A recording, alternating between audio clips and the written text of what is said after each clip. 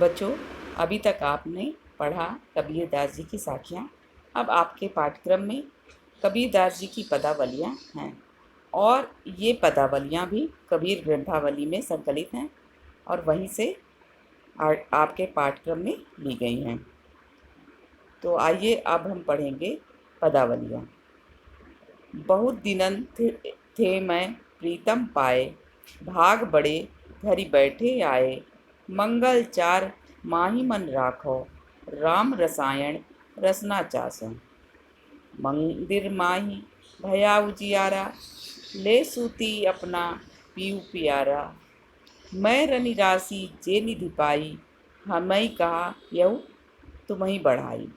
कहे कबीर मैं कछु नहीं कीन्हो, सखी सुहाग राम मोहि दीन्हा। हैं का अर्थ होता है बच्चों से। रसायन का अर्थ है रसायन या वृद्धावस्था को दूर करने वाली औषधि। रसना का अर्थ है जीभ। सूती का अर्थ है सुखी। रनि राशि का अर्थ है रत्नों का खजाना। निधि का अर्थ है भंडार। बच्चों, इस पद में जीवात्मा के परमात्मा से मिलन के पश्चात उससे मिलने वाले आनंद को व्यक्त किया गया है। बहुत दिनन थे मैं प्रीतम पाए, भाग बड़े घर बैठे आए। बच्चों, इस पद्यांश में कबीरदास जी कह रहे हैं कि बहुत दिनों के पश्चात मैं अर्थात जीवात्मा ने अपने परमात्मा रूपी प्रीतम को पा लिया है। अर्थात कई जन्मों के सतत प्रयासों के उपरांत, साधना के उपरांत ही मुझे अपने परमात्मा से मिलने का सौभाग्य मिल सका है। यह मेरा परम सौभाग्य है कि मेरे प्रीतम अर्थात परमात्मा घर बैठे ही मेरे पास आ गए हैं। मंगल चार माही मन राखो, राम रसायन रसना चासो। मंदिर माई भया उजियारा, ले सूती अपना पीयूं पियारा।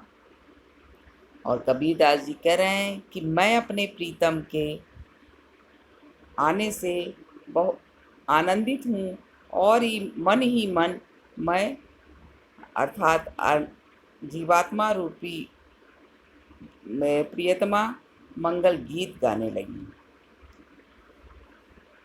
और राम रसायन रसना चाहता और अपनी रसना अर्थात जीव से राम रूपी रसायन का अर्थात राम रूपी राम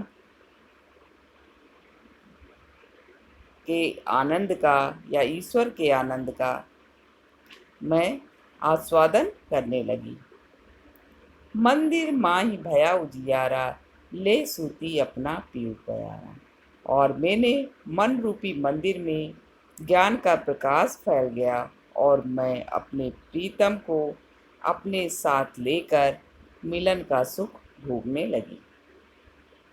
मैं रनिरासी जे निधि पाई, हमई कहा यऊ तुम्हें बढ़ाई। कहे कबीर मैं कछु नहीं कीन्हा, सखी सुहाग राम मोहि दीन्हा। अब कबीरदास जी कह रहे हैं कि जीवात्मा को परमात्मा की प्राप्ति का अर्थात रत्नों का खजाना मिल गया है और स्वयं जो जीवात्मा इस योग ने नहीं थी, उसने परमात्मा के उदारता के कारण ही या परमात्मा की महानता के कारण ही उसे परमात्मा प्राप्त हो गए हैं। तो जीवात्मा कह रही है कि जो सुहाग उसे प्राप्त हुआ है वह तो केवल परमात्मा की कृपा के परिणाम स्वरूप ही प्राप्त हुआ है। तो बच्चों, ये थी इसकी व्याख्या। अब आगे इसमें 5 प्रश्न आपको करने को आएंगे और प्रत्येक प्रश्न होगा 2-2 अंकों का। तो ये प्रश्न इस प्रकार से हैं। पहला प्रश्न बच्चों, जैसा आप पिछले साखियाँ पढ़ने में भी पढ़ा है आपने, उसमें आएगा प्रस्तुत पद के पाठ और कवि का नाम लिखिए अथवा उपर्युक्त पद का संदर्भ लिखिए। तो आपको जैसा पहले बताया गया वैसे ही लिखना है। अब इसके बाद का प्रश्न होगा रेखांकित अंश की व्याख्या कीजिए। तो बच्चों इसमें रेखांकित अंश है बहुत दिनन थे मैं प्रीतम पाए, भाग बड़े घरी बैठे आए। तो इसकी व्याख्या इस प्रकार से होगी। कबीरदास जी कह रहे हैं कि बहुत दिनों के बाद मैं अर्थात जीवात्मा ने अपने परमात्मा रूपी प्रीतम को पा लिया है।